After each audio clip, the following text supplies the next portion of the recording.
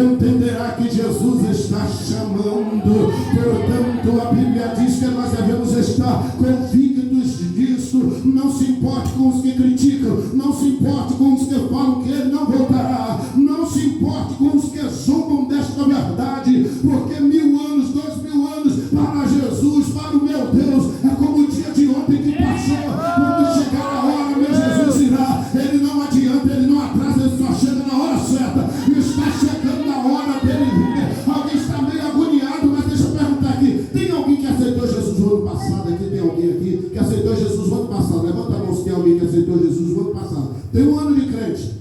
Não tem ninguém aqui de um ano de crente? 2 anos de crente. Tem alguém 2 anos de crente aqui? Tem alguém de 3 anos de crente aqui? Todo mundo aqui é das antigas. Alguém de 4 anos de crente aqui? Tem alguém de 4 anos aqui? 5 anos de crente?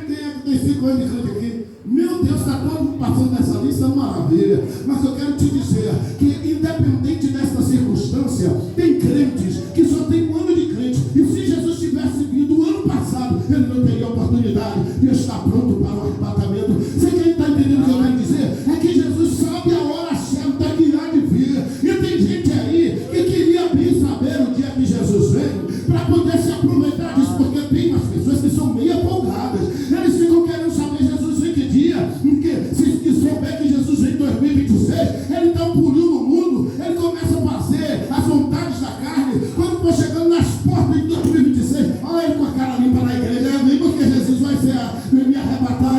Ei, a hora e o dia, ninguém sabe. Quem tem essa certeza, fica pronto. Nós não vamos nos aprontar, nós já estamos prontos, porque pode ser que não termine esse culto, a trombeta toque e a festa vai continuar. Não vai ser mais aqui em Santa Rita, a festa vai ser lá na glória celestial. Então Jesus vem, levante a mão para o céu, diga: eu creio que Jesus vem. E eu vou. Jesus vem, isso está certo. Agora, se você vai, agora você precisa saber como é que está você, né? Como é que está você? Como está você para o arrebatamento? Eu falei que tem as coisas da vida do Senhor. Uma coisa é certa, ele voltará. Mas eu quero falar um outro tema, um outro assunto relacionado à vida da igreja de Jesus. É relacionado à vida de Jesus. Eu quero dizer à igreja do Senhor nesta noite, nesta festa, por ter escolhido este tema, que a igreja não passará pela grande tribulação. Você pode dizer glória a Deus? Irmãos, estamos vivendo dias complexos.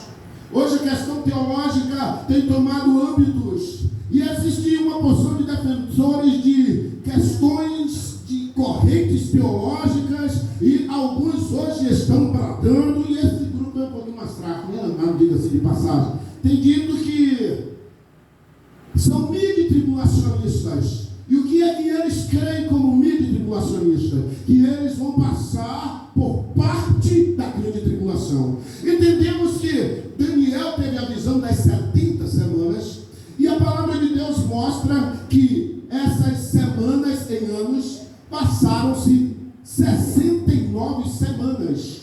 Essas 69 semanas em números de anos conclui-se quando Jesus morre, pois Daniel diz que o Cristo seria tirado. Aí entraria só mais uma semana e estaria fechada as 70 semanas de Daniel. E humanamente alguém olhando achava que aí concluía-se. Só que essa 69ª semana, quando foi o momento que Cristo morreu, abriu-se o momento da igreja. Então este período que vai estar faltando uma semana e será o período da grande tribulação, ele ainda não iniciou-se. A palavra de Deus nos mostra que Jesus teria a sua atenção voltada para os gentios. Antigamente, antes de Jesus morrer, existiam duas classes no mundo. Era a classe dos judeus e todos os gentios. Os judeus, o povo escolhido, que Deus reservou para que através desse povo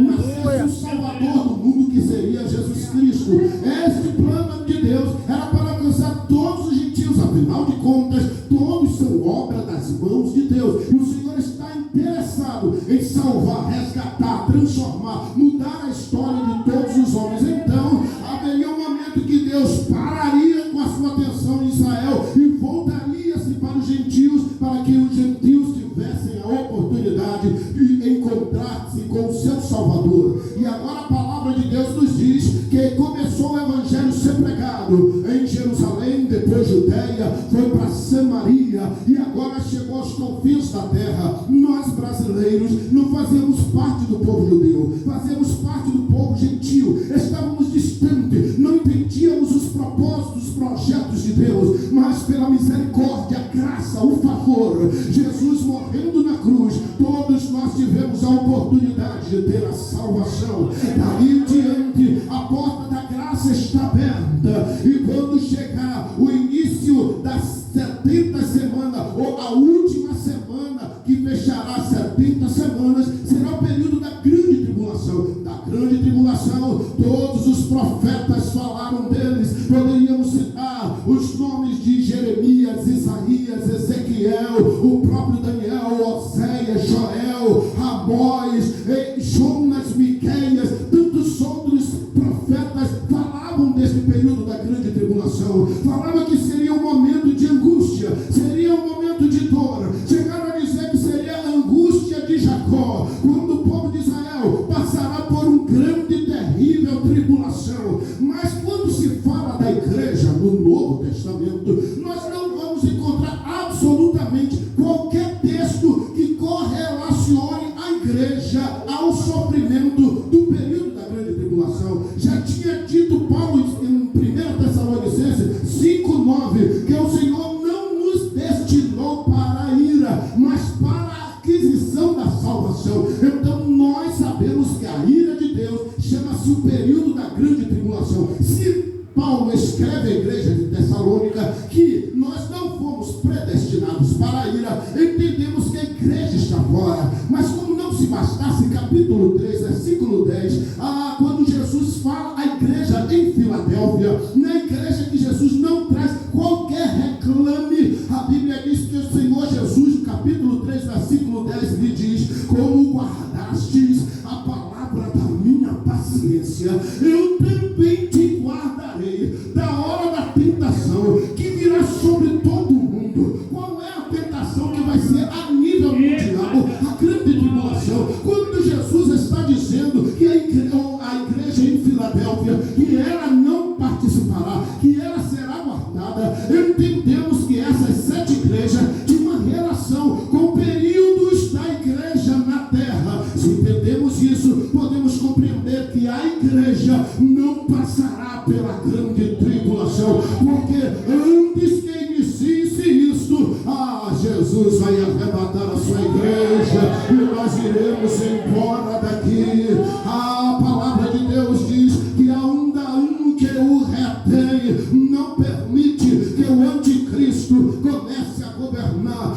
Paulo, ou melhor, João já dissera, muitos anticristos já têm surgido e eles estão à porta. A qualquer momento ele vai se manifestar, e ele está querendo se manifestar, ele está furioso contra a igreja, a sébria, mas de repente ele olha e vê que na igreja ainda está o Espírito Santo, e esse Espírito Santo na igreja retém o poder de Satanás, não pode dar nenhum passo, porque a igreja do Senhor está aqui valente, guerreira, está determinada a lutar, não vai abrir mão de pregar o Evangelho. Estamos vivendo dias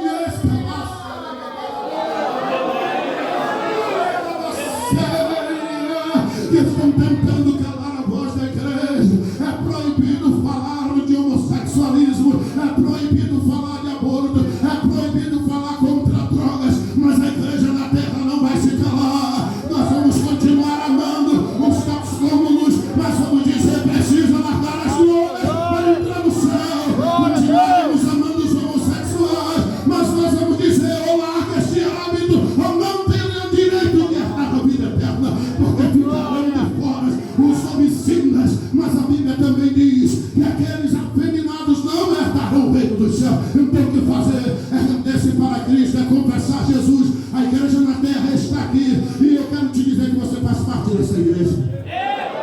Eu quero te dizer que Jesus prometeu algo sobrenatural para a igreja. E este algo sobrenatural não pode se apagar.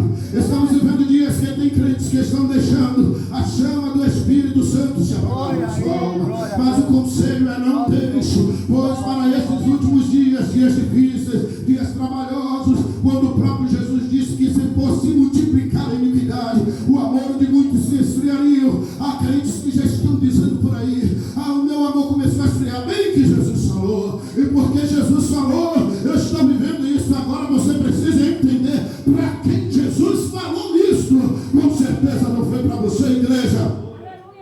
Deus 28 do livro de Joel, a palavra de Deus nos diz: eis que nos últimos dias de Deus derramarei o meu espírito sobre toda a carne. Vossos filhos e vossas filhas profetizarão, vossos mancebos terão visões, vossos velhos terão sonhos, e sobre meus servos, minhas servas, diz o Senhor, derramarei o meu espírito. Jesus derramou do espírito no dia de Pentecoste, pois o próprio Pedro falou, citando o texto de Joel, e ele cuidadoso, inspirado pelo Espírito Santo. Se você vê, Pedro não vai dizer que o Senhor derramou ele disse tu, é como a São Paulo cheio, e o Senhor derramou a quantidade enorme. Mas eu vejo pelos olhos da fé que para os últimos dias da igreja na terra, Jesus vai derramar todo sobre a igreja. Vamos viver dias de crentes frios e diferentes, amantes do pecado, mas nesses últimos dias vai ter crentes cheios do Espírito Santo, vivendo em santidade, em zelo, sendo batizado com o Espírito Santo, falando em línguas estranhas.